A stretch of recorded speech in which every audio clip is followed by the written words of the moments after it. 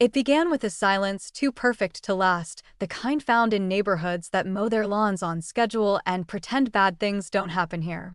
Then came the whisper of a luxury engine. Low, sleek, and serpentine. A black Maserati glided down the street like a threat dressed in chrome. The man who stepped out looked like he didn't belong on a street with lemonade stands and garden gnomes. Tailored suit, dark eyes, and the kind of presence that turned warm air cold. Ottone Milano didn't walk, he prowled. His name lived in courtrooms and whispered threats. Nobody called him a gangster to his face. But everybody knew. He wasn't here for war. He was on his way to a lunch meeting with a tech financier in a downtown skyscraper. Or so he thought. "Excuse me, sir," came a voice. Small. Soft. Not afraid, just desperate. He turned. A little girl in a red dress stood beside a pink bicycle with fraying tassels and a white basket dulled by dust. Her brown hair was pinned neatly, but her shoes were splitting at the seams. She held up a cardboard sign that read, "For sale. Will you buy my bike, sir? Mommy hasn't eaten in 2 days." Behind her, a woman slumped at the edge of the curb, half in shadow. Wrapped in a thin cardigan, her knees drawn up like they were trying to shield her from the world. Her skin was pale, her lips cracked. But her arms curled protectively around nothing, the ghost of a routine, maybe. Or a child too big to cradle now. Ottone froze. He didn't know this girl. Or her mother. But something in her face shattered the armor he wore like skin. He crouched without thinking, the sidewalk hot beneath his polished shoes. "What's your name?" he asked, voice low. "Dora," she replied, eyes hopeful and ancient all at once. It hit him then. She looked like his sister. Not in the face, but in the fire behind the sadness. The sister who died when no one answered the door.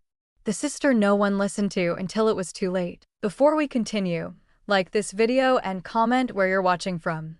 Your support helps us bring more exciting stories that you won't want to miss. The night pressed in heavy around Ottone Milano, but his penthouse stayed dark. He didn't bother turning on the lights. Some ghosts are easier to face in the shadows. He sat in the wide leather chair facing the city skyline, still wearing the suit from earlier, tie loosened but still knotted, as if removing it would unravel something deeper. Below him, 1,000 lives hummed, and one of them had tried to disappear a woman who once gave everything she had. She had been sitting on the curb like a ghost waiting to fade. And that girl, Dora, holding her sign like a sword too heavy for her hands. Ottone had looked into those eyes and seen something he hadn't seen in decades, innocence in a world that punished it. It wasn't pity that clutched his throat. It was memory, vivid and ruthless. Naples had never been kind to the weak. Ottone remembered the cracked stones of the alleyways, the stench of fish and poverty, the sound of his mother's shoes slapping the ground as she walked door to door, asking for cleaning work. He had followed her once, 7 years old, small enough to hide behind a laundry line, old enough to understand shame. She wore her nicest dress, a faded green thing, and still no one opened the door. The ones who did glanced at her like a stain and closed it gently, politely cruel. That night, she'd cried into a dishcloth. His sister, Alma, sat beside her, whispering stories about how things would get better. Ottone had sat in the corner, fists clenched, promising himself he would never cry like that. Not for food. Not for mercy. But even promises can't stop flames. The tenement had caught fire 3 weeks later, faulty wiring, the landlord said. They lived on the 5th floor. When the screaming started, Ottone had grabbed his sister's hand and tried to run. But the hallway filled with smoke so fast. He remembered the heat, the choking, and the last time he saw Alma. She had pushed him out the door and slammed it shut. By the time the fire brigade came, the roof was gone. Alma was still inside. They called her a casualty. Ottone called her the reason he no longer begged. That day, on the curb, as smoke twisted into the sky, he vowed, "No one will ever make my mother cry again. No one will ever let a girl burn while they look away." Now, decades later, he thought he'd buried that vow beneath suits and silence. But then came Dora.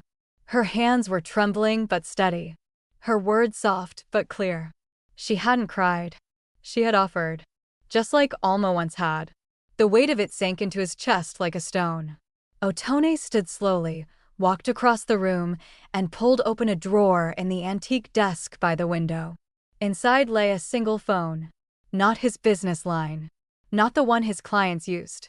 This one belonged to another life, one he kept quiet for moments like this. He dialed. It rang once. Milano, came the voice on the other end. Cell. Quiet, loyal, deadly when needed. I need eyes, Ottone said. Local to me. A woman named Lila Montford.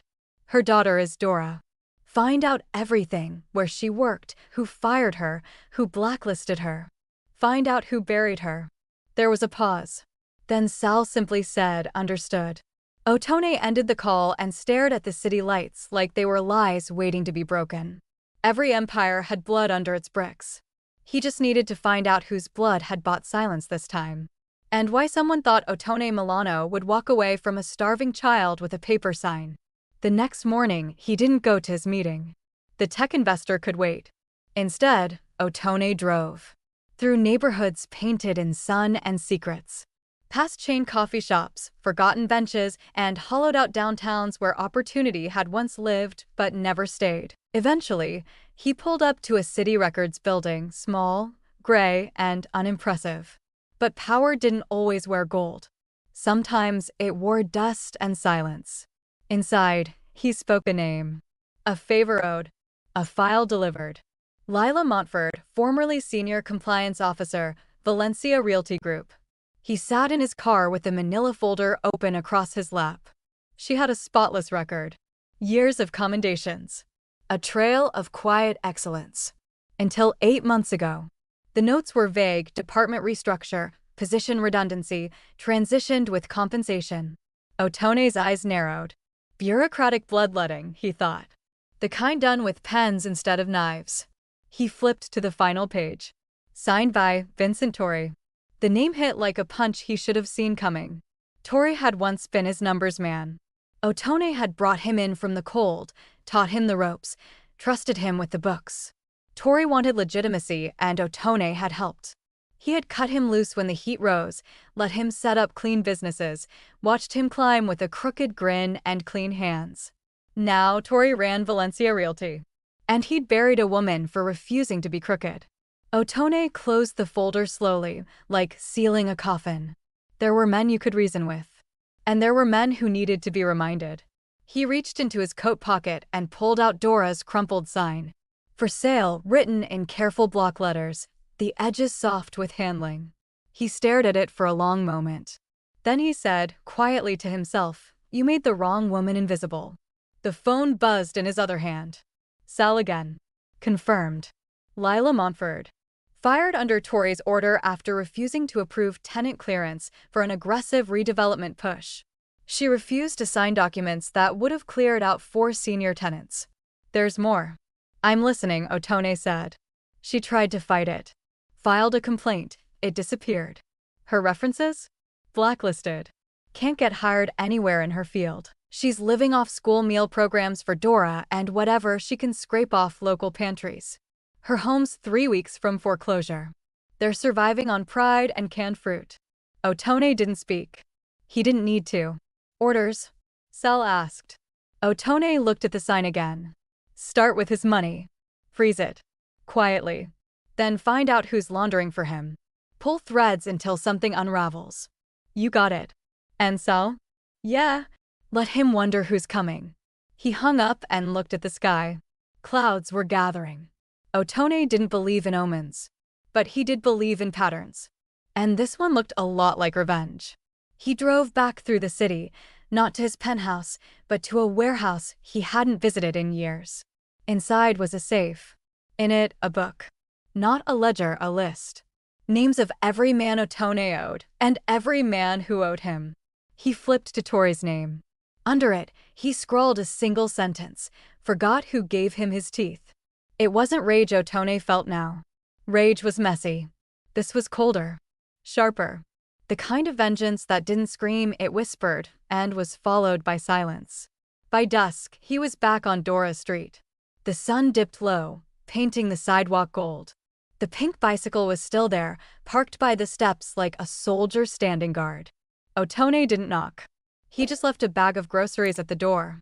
Inside, bread, medicine, fruit, and a folded envelope of cash. No note. Some debts couldn't be paid with words. He turned to go, but Dora opened the door. She didn't say anything, just looked at him with those same old eyes. Ottone tipped his head. "Tell your mother.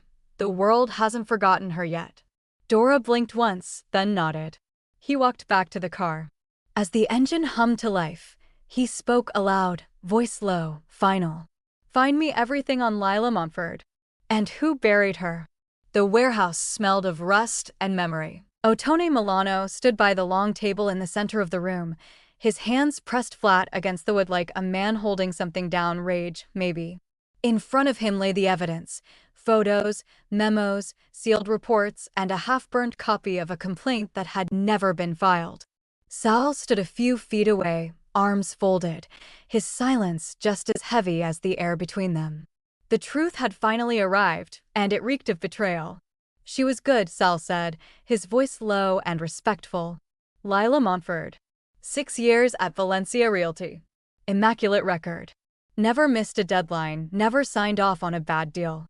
They called her the conscience of the company." Ottone didn't speak. He let the name Vincent Torre sink into the marrow of the room. Sal picked up a folded manila file and slid it closer. Inside were scanned copies of internal emails, whistleblower notes, and a voice transcript recorded on an anonymous tip line. The truth was as simple as it was brutal. 8 months ago, the board greenlit a redevelopment deal, pushing out tenants from a low-income complex. Most of them were seniors, fixed incomes, some veterans. The plan was to fast-track the evictions using a legal loophole. Torre ordered the papers pre-signed. Sal looked up. Lila refused. Ottone's jaw didn't clench, but something in his expression went still, like ice setting over water. Sal continued, flipping to the next page. 2 days later, she was terminated. Official reason? Operational restructuring. Behind the scenes? Torre had her references poisoned. Told every hiring manager in her network that she was unstable, a risk. He paused. She never stood a chance. Ottone nodded once, slow, deliberate. The story was becoming familiar. Not in detail, in intent.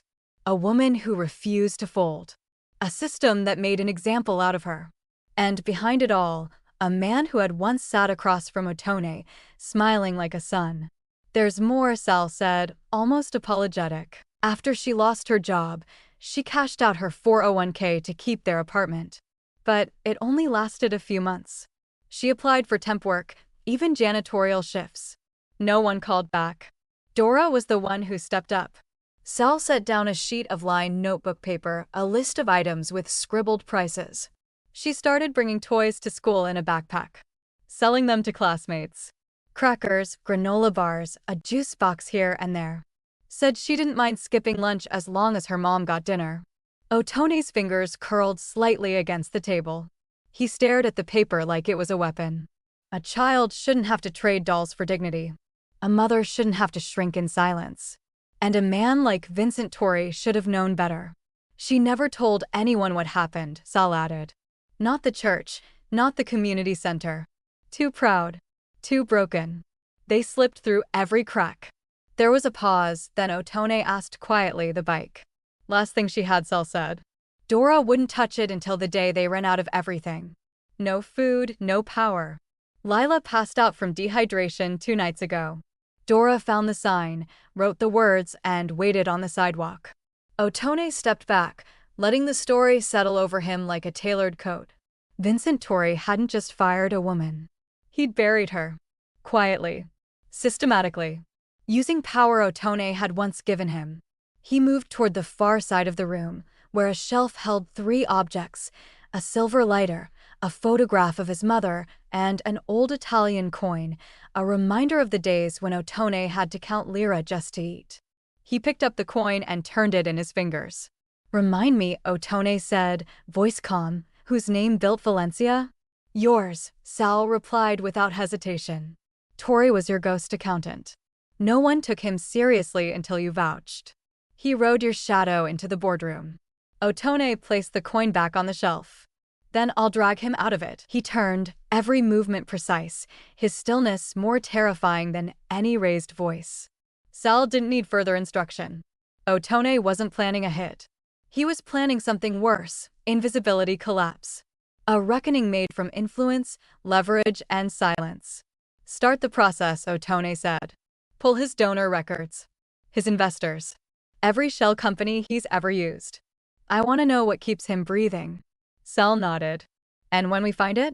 Ottone looked down at Dora's sign again. The paper had smudges of crayon on the back, a forgotten drawing of a house, with smoke curling from a chimney. When we find it, he said, we take it away. There was no dramatic flair. No talk of honor or vengeance. Just the quiet, terrifying promise of a man who'd once lost everything and vowed no one else would. That evening, Ottone sat alone in the back booth of a quiet trattoria he used to frequent before the suits and syndicates. He didn't eat. He just watched the window, watched the light die over the hills, and let the silence breathe. He thought of Lila Montford. How many times had she looked at a phone, hoping it would ring? How many times had she woken up with hope and gone to sleep with hunger? And Dora, walking into school with a backpack full of toys instead of books. Ottone pressed a finger against the edge of his wine glass, the crystal humming lightly. Vincent Torre had traded ethics for a promotion. He had buried a woman to please a boardroom. He had used Ottone's name, his shadow, to build an empire that crushed people like Lila. Ottone's reflection stared back from the darkened window. I built that, he whispered. He used my name to destroy her. He reached for his phone, unlocked it, and pulled up a secure message thread. One line. Now I'll use mine to erase him. If you were Ottone, would you confront Vincent face to face or take him down from the shadows like Ottone plans to? Why? Leave your thoughts in the comments. Don't forget to subscribe. The skyline glinted like a crown above the rooftop terrace of the Divano Club. Waiters floated between tables in pressed white uniforms, pouring champagne into tall, slim glasses that never stayed empty. Laughter drifted like perfume, effortless, curated, and expensive. At the center of it all sat Vincent Torre, Armani-clad and golden-tanned, a man who looked like he'd never tasted loss in his life. He held court with practiced ease, charming 3 venture capitalists and a former senator with nothing but a smirk and a story about building ethical capital. He raised his glass to toast something, himself, probably, and the table erupted in polite laughter. His cufflinks sparkled in the sun, custom-made and probably meaningless. Behind him, the city stretched wide, full of lives he'd never have to think about. Torre leaned back in his chair like he owned the view. And for the moment, he did. I like to build things that last, Vincent said, resting his fingers on the tablecloth like a pianist about to play a quiet masterpiece. Legacy over leverage. That's our edge at Valencia. The others nodded, eager to believe it. Eager to write checks for the dream of clean money. Eager to forget where it all came from. But Vincent Torre remembered. He remembered a basement in Palermo, 25 years ago, where a man in a black coat taught him how to make numbers vanish. Ottone Milano. The first time Vincent saw him, he thought, this is what power looks like. Not loud, not reckless. Just cold, calculating, and impossible to ignore. Ottone didn't take chances. He didn't raise his voice. And he never, ever forgot a favor or a betrayal. Vincent was hungry back then. A sharp-tongued kid with slick hair and a talent for spreadsheets. Ottone had called him useful. That was the highest praise in those days. He earned it by making problems disappear from the books, bribes, kickbacks, untraceable donations. Vincent learned the art of shadow balance. But Vincent didn't want to stay in the shadows. He wanted legitimacy. He wanted glass towers and articles in Forbes. He watched men like Ottone rule the night and wondered what it felt like to rule the day. Ottone let him go when things got too hot, gave him a clean exit. It was meant to be a gift. Vincent made it a throne. Now, 20 years later, he sipped champagne while children like Dora sold their toys to keep lights on. And mothers like Lila Montford wasted away behind eviction notices and false HR reports. He didn't think about them. They were line items. Collateral in the pursuit of scale. A waiter approached, whispering that a reporter from Business Maven had arrived. Vincent smiled wider. Send her up. Let's make headlines. Legacy was about perception, and Vincent had mastered the art of mirrors, show the world one thing while hiding the truth behind frosted glass and gentle press releases. But somewhere on the opposite terrace, just out of view, behind a line of glass planters, stood Ottone Milano. He didn't speak. He didn't step forward. He simply watched, eyes shielded by sunglasses, posture relaxed, but every muscle alert. No guards. No entourage. Just presence, heavy as gravity. Ottone watched the way Vincent laughed now, too loud, too polished. He remembered when Vincent used to check the room before telling a joke. He remembered the numbers kid who trembled the first time he forged a signature. Now he ran a billion-dollar firm built on signatures just like it. The reporter arrived. Vincent greeted her with charm and a firm handshake.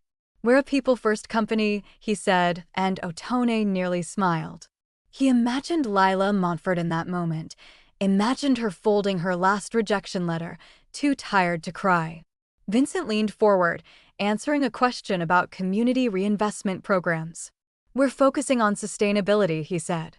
"Our housing projects are meant to uplift underserved neighborhoods." Behind his voice, Ottone could almost hear the sound of eviction notices fluttering to the ground. He stepped back from the ledge. Sal was waiting at street level in a black SUV, window down. "You saw him?" Sal asked. "I did," Ottone said. "And?" "He's forgotten who taught him to build fire." Sal didn't ask what came next. Ottone didn't answer. Across the street, a billboard towered above the skyline, Valencia Realty, where legacy begins. Ottone stared at it for a moment, then said, "Let's remind him whose streets these are." They drove off without fanfare, tires gliding quiet as silk over the asphalt. That night, Vincent attended a gala downtown, smiled for photographs, donated $250,000 to a children's education fund. The next morning, 3 of his shell companies were flagged for financial review. That afternoon, a whistleblower packet was delivered to the IRS. By midnight, 2 Valencia board members had resigned. And Vincent Torre still had no idea who had just knocked on the back door of his empire. Ottone Milano didn't raise an army. He didn't call in a single gun. There were no threats, no firebombed cars, no screaming in alleyways. What came instead was silence, measured, deliberate, and deadly. Because Ottone didn't need to make noise when he moved. He was the noise. In the dim light of his study, he mapped out the ruin of Vincent Torre like a chessboard. Every piece had a purpose. Sal sat across from him, eyes scanning the screen as Ottone pointed out the links: ghost firms, shell corporations, off-ledger assets tied to charitable fronts. Torre had built a fragile empire, one puffed up by press and pride but hollow underneath. Ottone had built stronger things and buried them when needed. "Start with Valencia's silent partners," Ottone said, voice steady. "Half of them are laundering money they don't want traced. Leak their names to the regulators." Sal nodded, typing in encrypted commands. "What about the shell properties?" "List them for sudden inspection," Ottone replied. "Code violations. Surprise audits. Shut them down one by one." They called it a bloodless war. But the wounds left by reputation collapse bled a man dry from the inside out. Within 48 hours, 2 of Vincent's holding companies were under review. A third had its operating license suspended by the city. Ottone hadn't even left his house. The first real blow landed on a Thursday.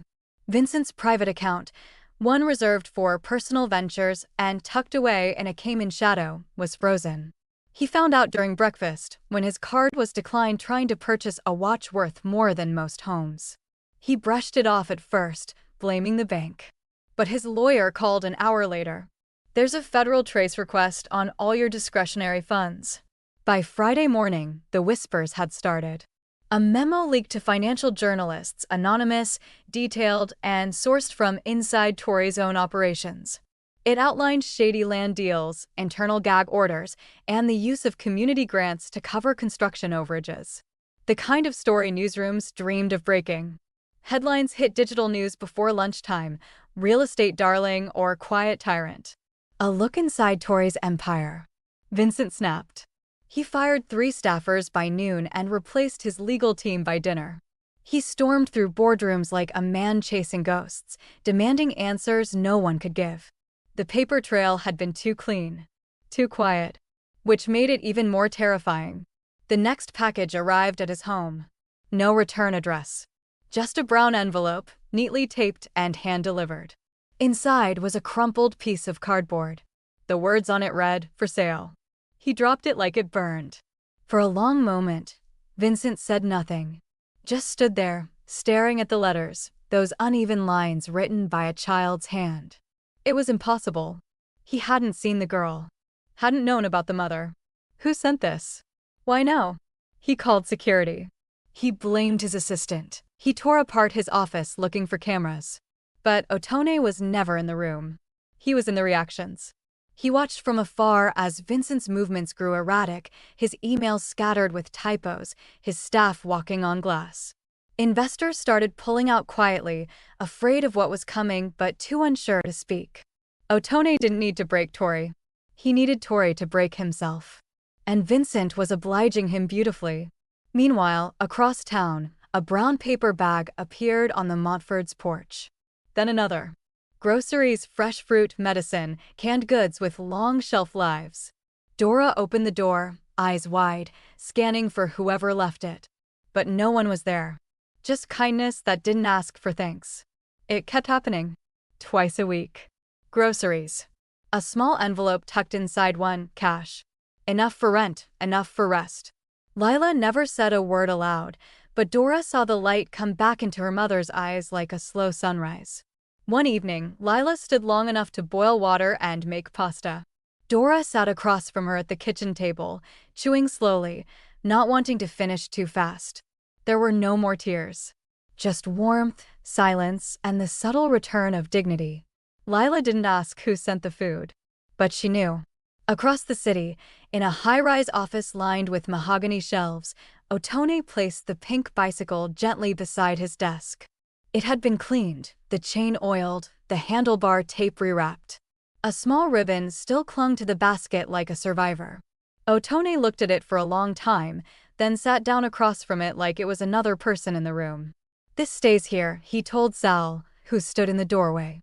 "Let it remind me what war looks like. Not blood, not bodies, but a child giving up joy to keep someone alive." Sal nodded. "What now?" Ottone leaned back in his chair. "Now we keep going. Strip him of silence. Pull the spotlight over everything he's touched." In the weeks that followed, Ottone's war continued. Anonymous whistleblower reports flooded city compliance offices. Protesters began appearing outside Valencia properties. A short seller published a damning white paper on Torre's over-leveraged development model. And the press? They smelled blood in a place once called clean. Vincent tried to fight back. He made calls, held press conferences, hired a crisis PR firm. But the damage was already done. Ottone never appeared in headlines. His name wasn't tied to a single leaked file.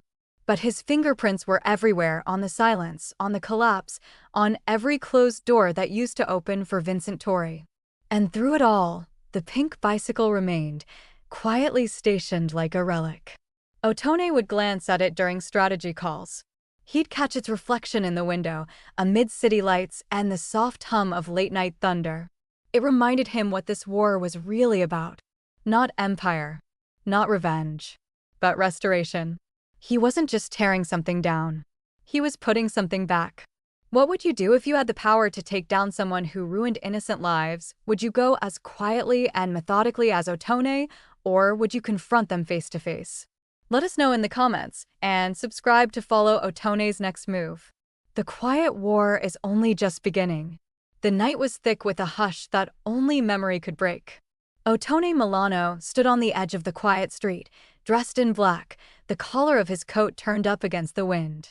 He wasn't there to be seen. Not tonight. The bag in his hand held medicine, broth, and a small folded blanket that still smelled of lavender. He moved like a shadow, his polished shoes silent on the pavement. The Montford house was dimly lit, a soft amber glow flickering through the curtains like a candle trying not to die. He didn't knock. He simply left the bag by the door, the way he had done twice before. But tonight felt different, unfinished, like a page left unturned in a story he didn't know he was part of. He turned to leave, hands already sliding back into his coat pockets, when the door creaked open behind him. He paused, but didn't turn around immediately. He didn't need to. He knew who it was. The soft shuffle of thin slippers on wood. The quiet intake of breath that wasn't surprise, but recognition. "Mr. Milano," Lila Montfords said, voice steady despite the rasp. "You always did leave without a goodbye." Ottone turned slowly, as if the wind itself had asked him to. His face remained unreadable, but something in his eyes blinked once, deep. "You remember me," he said, not as a question, but as a man confessing to himself. Lila stepped fully into the porch light now, her cardigan thin, her frame thinner. But her eyes, those remained strong. "You were bleeding," she said, her voice carrying no accusation, only fact. "Gunshot wound in the ribs. I found you slumped in the hospital utility closet, barely breathing." Ottone nodded slowly. He remembered. Naples. The turf war. The night he should have died. "You didn't scream," she said. "Didn't beg. You just looked at me and said, 'Don't let them find me.'" She smiled, faint and fleeting. "So I didn't." Ottone's throat worked around silence, something rare for him. "You stitched me up," he said. "No questions. No hesitation. No regrets," she replied. He stepped forward, closer now, the shadows between them shrinking. "You could have called the police," he said, still trying to wrap his mind around the truth she'd carried in silence. "You should have." Lila shook her head, her gaze never leaving his. "I saw a boy trying not to die. Not a monster. Just a boy." For a long moment, they stood there, suspended between past and present. The quiet buzz of a street lamp hummed behind them like an old lullaby. Ottone looked away first, toward the pink bicycle leaning against the steps, the ribbon fluttering faintly in the breeze. "I never knew your name," he said, almost to himself. "But I never forgot your hands." Lila stepped forward, just enough to reach the armrest of the chair beside the door. "Back then, you were just a shadow. I never expected to see you again, let alone here." Her voice faltered, then steadied. "Dora doesn't know who you are, does she?" Ottone shook his head. "She doesn't need to." "She's been asking," Lila said quietly. "Why someone leaves food. Why the money came." "I told her it was an angel in a suit." Ottone smiled barely, but it was real. "That's dangerously generous." Lila sat slowly, careful with her body, then looked up at him. "Why are you doing this, Ottone?" It was the first time she had said his name aloud. Not with fear. Not with reverence. Just with understanding. He looked at her then, not as a kingpin, not as a ghost, but as the boy she'd once saved with a needle and thread. "Because once, you saved me when no one else would. And now, someone tried to erase you." Lila blinked slowly. "And that's your reason?" "It's enough," he said. "More than most ever gave me." She folded her hands in her lap. "You're not who I expected you to become." He raised a brow. "Better or worse?" "Not worse," she answered. "Just larger. Quieter. Like a storm that forgot how to thunder." He let out a breath, part laugh, part ache. "You always did know how to see things for what they were." She nodded. "It's why Torre got rid of me. I wouldn't let him fake kindness." Ottone's expression darkened. "And he used my name to do it." Lila didn't ask what he planned. She didn't need to. Some things were better left unnamed, especially when they moved faster in the dark. She only said, "Whatever you're doing, just protect her. Protect Dora." Ottone's answer came instantly, quietly. "With my life." They sat in silence for a moment, the kind that only exists between people who've shared a truth too heavy to retell. Then, Lila leaned back slightly and looked up at the sky. "Funny how life circles back," she said. "You once showed up bleeding. Now you show up bearing bread." Ottone looked at her, something unspoken flickering behind his eyes. "Maybe we're even now." Lila shook her head slowly. "You don't owe me anything, Ottone. I didn't do it for thanks." Her voice softened to a whisper. "I did it because I saw a boy trying not to die." He lowered his gaze, jaw tight. Then, quietly, he said, "You weren't supposed to remember me." "I never forgot you," she replied. People think memory fades. But when you save someone, it lingers. Ottone nodded once, like a man accepting something he'd spent years running from. He reached into his coat and pulled out a small box, plain but heavy. "It's medicine," he said. "And some cash.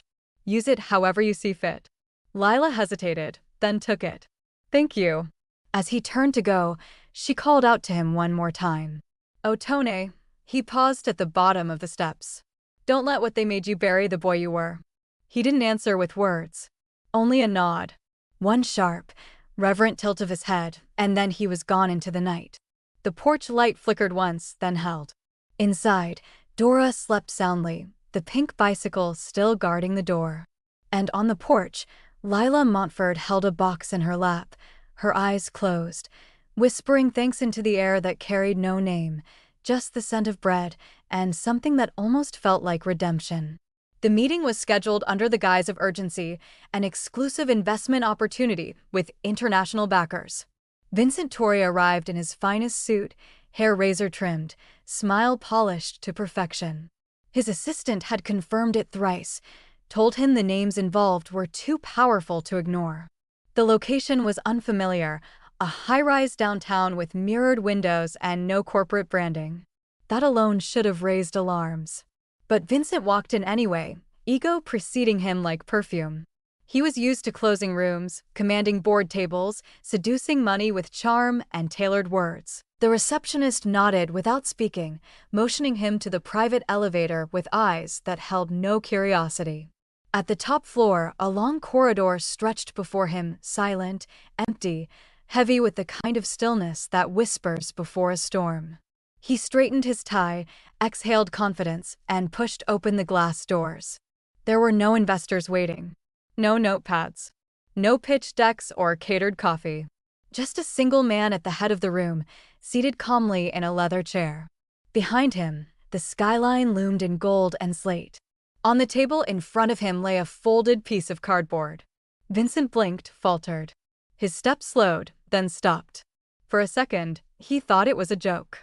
Some cruel prank by jealous competitors. But then Ottone Milano lifted his eyes. The breath caught in Vincent's throat. He hadn't seen Ottone in years, not since the last handshake, the silent exit, the parting gift of freedom to go legit. But time hadn't dulled the edge in Ottone's gaze. If anything, it had sharpened it. "Ottone," Vincent said, managing a thin smile, though his voice faltered. You didn't expect anything," Ottone interrupted softly, fingers tapping once on the sign. "That's your problem." Vincent's eyes dropped to the cardboard. He recognized it instantly. The for sale sign. The one the girl had been holding. The one he hadn't known existed until it arrived in that unmarked envelope. "You sent that," Vincent said. All of this," Ottone said, voice low and steady, "is what your ambition cost." Vincent forced a laugh, shaky and offbeat. "Look, I don't know what you think, Ottone said, rising slowly. "I know." His hands rested on the table, one beside the sign, the other relaxed, almost casual. "You used my name to build your empire. You buried a woman to protect your numbers. You starved a child to polish your image." Vincent's joy tightened. "That's not how it happened, don't," Ottone said, eyes narrowing. "Don't rewrite the story just because the ending found you." The silence stretched like a noose. Vincent stepped forward, palms raised. "Look, you gave me the green light to go clean. I did what I had to. That company, Valencia, is built to last." "So was Lila Montford," Ottone said. "Until you turned her name into a liability." Vincent's composure cracked. "She refused a deal. She got in the way. We had timelines. She wasn't a team player." "And Dora?" Ottone asked quietly. "Was she not part of the team either?" Vincent blinked. "That's her name," Ottone continued. 7 years old. Sold her toys to buy crackers. Watched her mother fade while you gave speeches about sustainable growth. "I didn't know you didn't care," Ottone snapped, finally raising his voice just enough to slice the room open. "That's worse." Vincent tried to sit, but the chair seemed to reject him. He stayed standing, like a man who knew the floor beneath him was no longer stable. "You don't have proof," he said, weaker now. "Nothing ties any of this directly to Ottone," slid a document across the table. A legal acquisition certificate. Signed, sealed, and irreversible. You're done, Vincent, Ottone said. As of this morning, I own controlling interest in Valencia. The board voted. Quietly. Unanimously. Vincent paled. You can't. I already did. Ottone stepped around the table now, slow and deliberate. You thought you could build something in my image and forget the cost. But legacy, Vincent, isn't built on lies. It's built on how you leave people standing. Or in your case, how many you leave starving. Vincent staggered back a step, into the sunlight spilling through the windows. He looked smaller now. Just another man in a suit. No board. No cameras. Just the weight of everything he'd ignored. I built this, Vincent whispered, chest heaving. I built all of it. You built it, Ottone said, on my shadow. He reached out, picked up the cardboard sign, and pressed it to Vincent's chest. Here's your legacy. Vincent took it, trembling.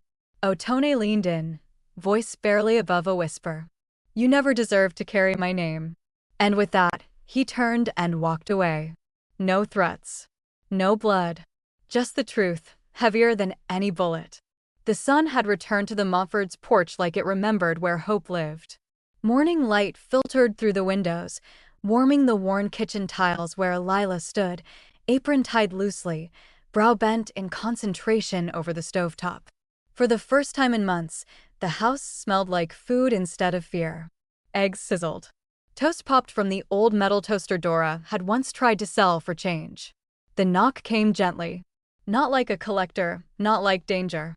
Just soft and certain. Lila opened the door to find a courier envelope resting on the mat, plain, unbranded, but thick. She picked it up cautiously, her name typed neatly across the center in block letters. Inside was a job offer. Full salary. Benefits. A position titled Senior Compliance Analyst at a small, but reputable firm that had recently opened downtown. She frowned, confused, until she reached the bottom of the letter, endorsed by OM. Her breath caught. She pressed a hand to her chest and let herself lean against the door frame. Mom? Dora's voice called from behind her. Is it bad news? Lila shook her head, her voice a whisper carried more by awe than volume. No, sweetheart. It's a beginning. Her eyes welled, not from sadness, but from something deeper, relief dressed in dignity. Later that day, Dora zipped up her new backpack, blue with stars, her name written neatly on the tag. Her lunchbox held actual food now, a sandwich, fruit, a granola bar, and a small handwritten note from her mother. She smiled as she wheeled her pink bicycle down the front walk, the basket freshly cleaned, its ribbon retied. She didn't write it to sell it. She wrote it because it was hers again. The neighborhood watched her pass. Not in pity. In peace. The girl who once stood on the curb with a sign now stood taller, brighter. Teachers noticed. Friends asked where she'd been. Dora just smiled and said, We had a hard time, but someone helped us find the way back. The deliveries had stopped, not abruptly, but gently. Like a hand letting go once it knew they could stand. But there were still signs of care. Groceries when the fridge went low. A note tucked into the mailbox once that read, You're doing beautifully. No name. No return address. Lila began work the following week. The office was modern but warm, full of soft grays and big windows. Her desk overlooked a courtyard with a single blooming tree. On her first day, the CEO introduced himself kindly, told her she'd been highly recommended by someone we trust completely. She didn't ask who. But when she sat at her desk, her welcome packet included a note, a short one. Welcome back to the world. OM. That evening, Lila walked home with her coat pulled close against the breeze. Dora was sitting on the steps, homework beside her, a pencil tucked behind her ear. Her cheeks were rosy, her eyes bright. The pink bike leaned against the porch rail, polished like a prize.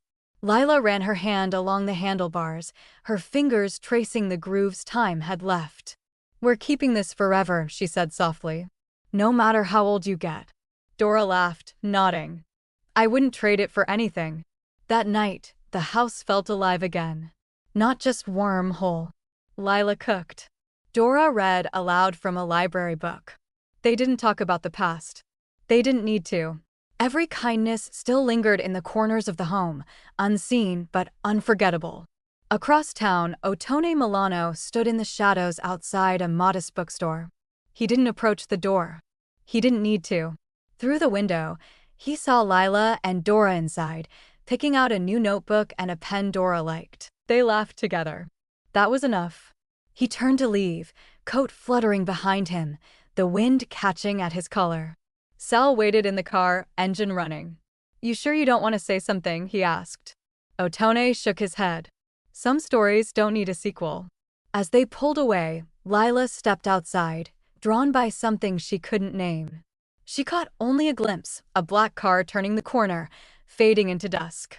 Her heart stirred, and she smiled.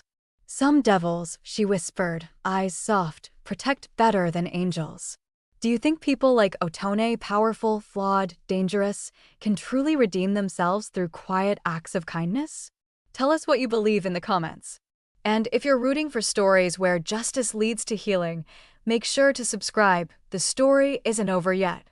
The cemetery sat on the outskirts of the city, quiet and wind-stirred beneath an overcast sky. Autumn leaves gathered against weathered headstones, whispering secrets only the dead could hear. Ottone Milano stood before a small marble marker, the name carved in delicate script, Lucia Milano. His mother. The woman whose tears had once hardened his heart and whose memory had built an empire of control. He stood there without bodyguards, without noise, only silence and the faint hum of wind through cypress branches. In his hands, he held two things, a single white flower and a folded piece of paper colored in crayon. Dora's drawing. A house, a tree, a sun drawn too large for the page, and three figures holding hands. One was labeled Mommy, one me, and the last, written in shaky letters, the man who helped us. Ottone unfolded it slowly, smoothing the creases with the gentleness of a father who'd never been one. Then, he placed it beside the flower on the grave. "I failed you once," he said softly, his voice a shadow. "I let the world make you small. I thought power could replace the peace you lost." He paused, eyes lowering. "But power without purpose is just another way to stay afraid." The words drifted away like smoke, swallowed by the quiet. He closed his eyes, and the past returned, sudden, sharp, and heavy. It was Naples again, the night of the fire. The air had reeked of gasoline and loss. Ottone remembered running through narrow streets, ribs aching from where the flames had licked him. He'd fled not just from danger, but from everything he couldn't save. His sister. His mother's scream echoing through brick walls. The guilt had burned hotter than the fire itself. When he crossed the border weeks later, his hands still trembled. He learned early that weakness was an invitation, so he built armor. Piece by piece.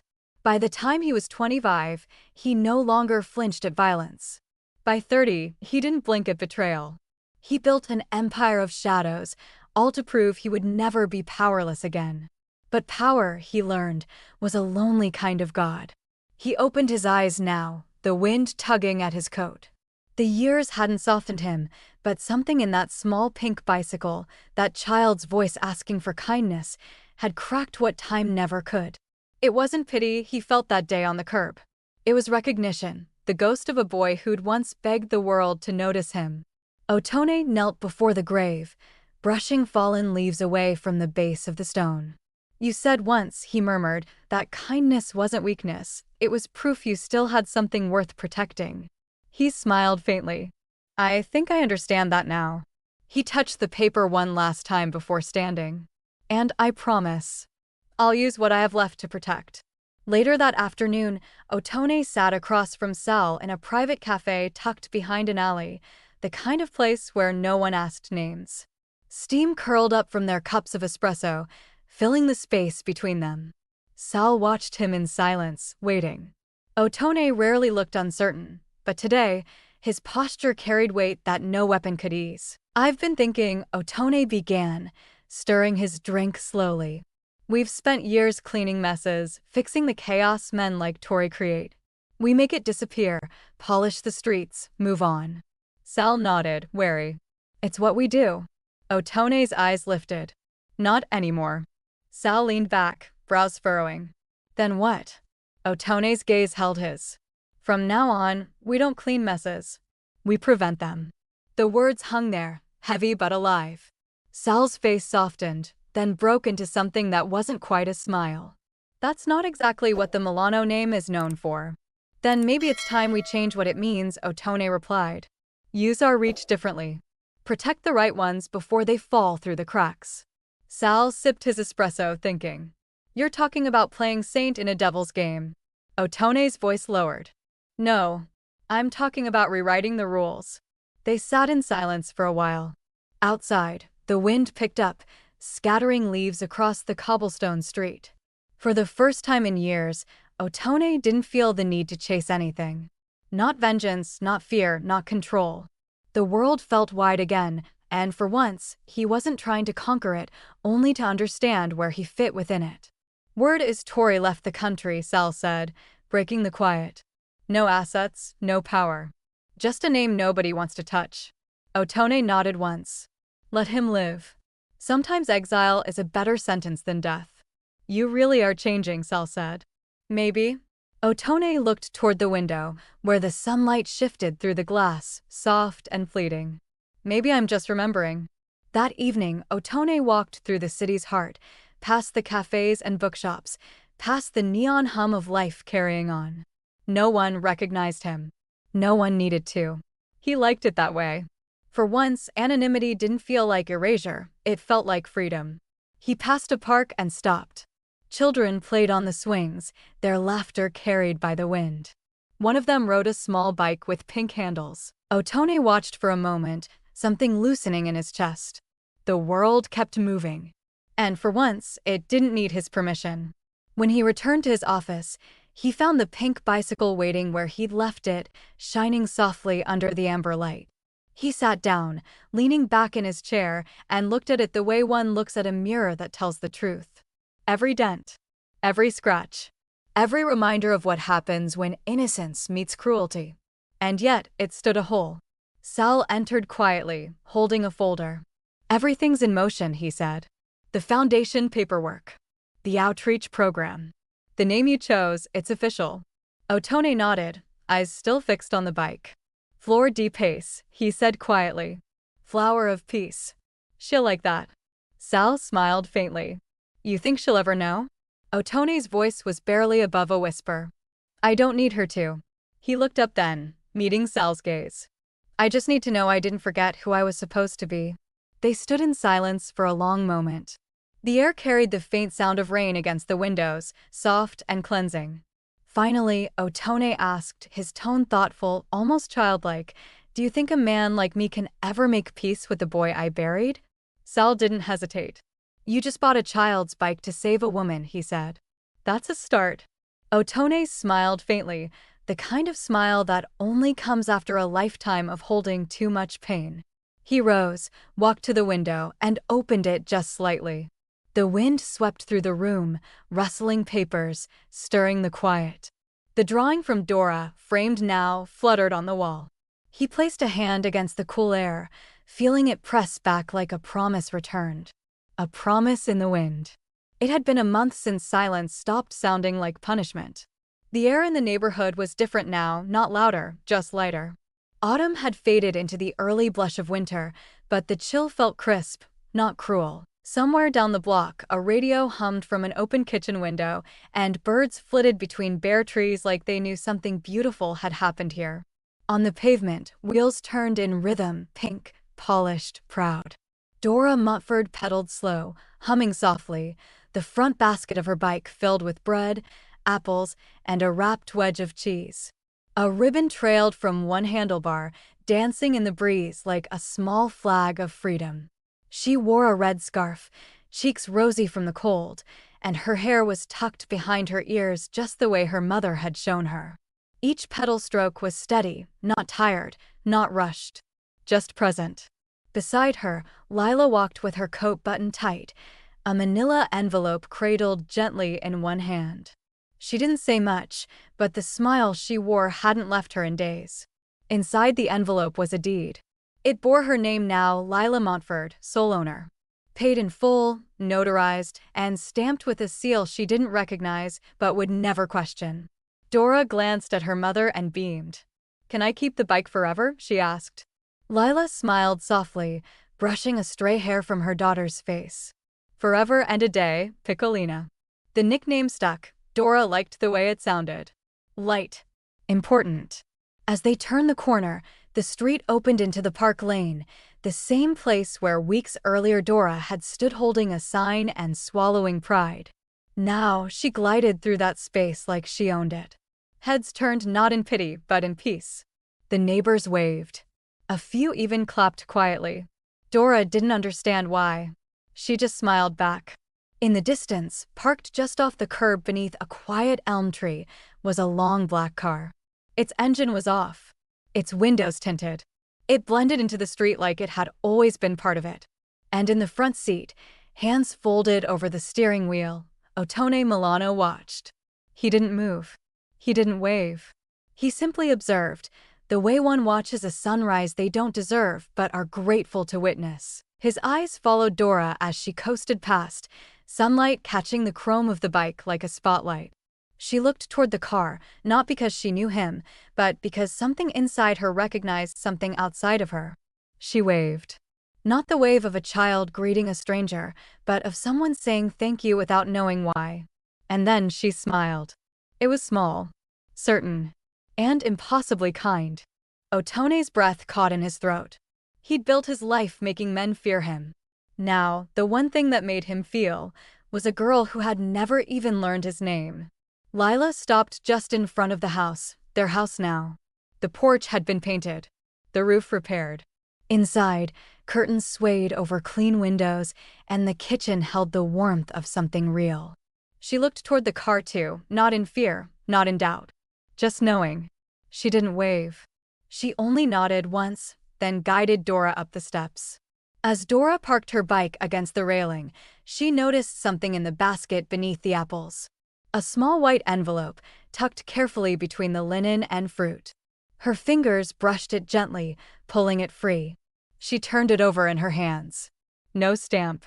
No name. Just 3 words in neat black ink. For Dora. O.M. Lila joined her at the top step, curious. What is it? Dora opened it slowly, careful not to tear the paper.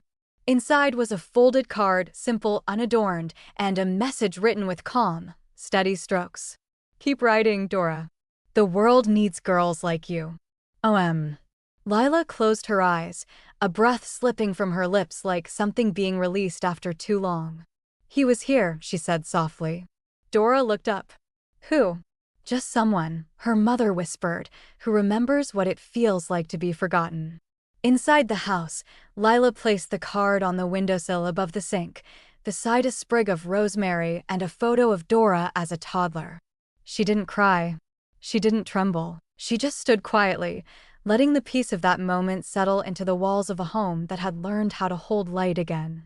Back in the car, Ottone watched for one more moment. Then he started the engine. No one saw him leave. No one needed to. His work here was done. He had not come for thanks. He had come for closure. Not just for them, but for the boy he used to be, the one who watched his sister burn, the one who vowed never to need anyone again. The wind picked up as he turned onto the main road, ruffling the edges of a map he didn't need, heading toward a future he hadn't expected to care about. Some stories don't end with fireworks. Some end with a child on a pink bike, a woman smiling at a sealed envelope, and a man in a black car fading into the distance. Some devils aren't devils at all. Some are just tired men, trying to fix the thing they broke by becoming something else. And some angels? Well, not all angels wear wings. Some wear suits and carry ghosts. Thank you for listening to this story until the very end. There's another interesting one on your left screen that I think you'll really enjoy.